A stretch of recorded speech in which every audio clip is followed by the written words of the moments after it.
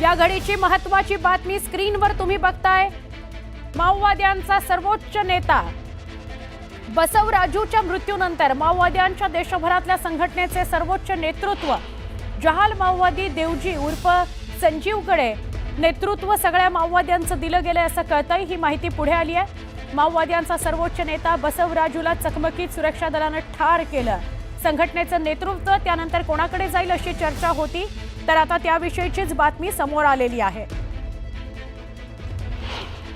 गेल्या 40 वर्षापासून मध्य भारताच्या दंडकारण्याच्या जंगलात रेड कॉरिडॉरमध्ये माओवाद्यांच्या हिंसक कारवाया सुरू आहेत। या हिंसक कारवायांमध्ये शेकडो जवानांचे बळी गेले आहेत, नागरिकांचे बळी गेले आहेत, अनेक राजकीय नेत्यांचे बळी गेले आहेत। मात्र गेल्या 2 वर्षापासून सुरक्षा दल माओवाद्यांच्या विरोधात आक्रमक भूमिकेत आले आहेत आणि मार्च 26 पर्यंत माओवाद संपुष्टात आणण्याच्या भूमिकेतून माओवाद्यांच्या विरोधात जे अभियान सुरू आहे त्यात सुरक्षा दलांना 3 महिन्यापूर्वी मोठं यश मिळालं, ज्यात माओवाद्यांचा सर्वोच्च नेता नंबाला केशवला ठार मारण्यात आलं।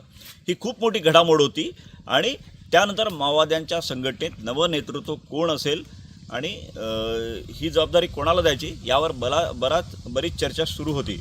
मात्र महत्त्वाचं म्हणजे नवं नेतृत्व निवडण्यासाठी माओवाद्यांची केंद्रीय समिती असेल, माओवाद्यांच्या पोलिस ब्युरो असेल, असे हे लोक एकत्र येऊन जोपर्यंत ठरवत नाही हा नेतृत्व कोणाला द्यायचं ते निश्चित होणार नव्हतं।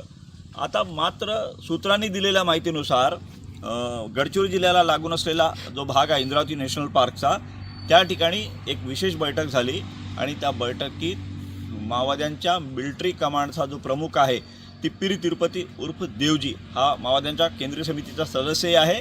त्याच्याकडे माओवाद्यांच्या केंद्रीय समितीच्या सरचिटणीस पदाची म्हणजे सर्वोच्च नेतृत्व पदाची जबाबदारी देण्यात आल्याचं सूत्र सांगत आहेत।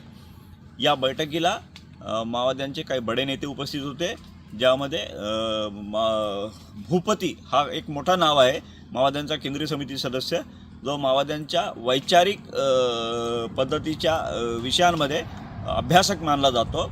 भूपतीने स्वतः नेतृत्व घेणार नाही असं त्या ठिकाणी सांगितलं।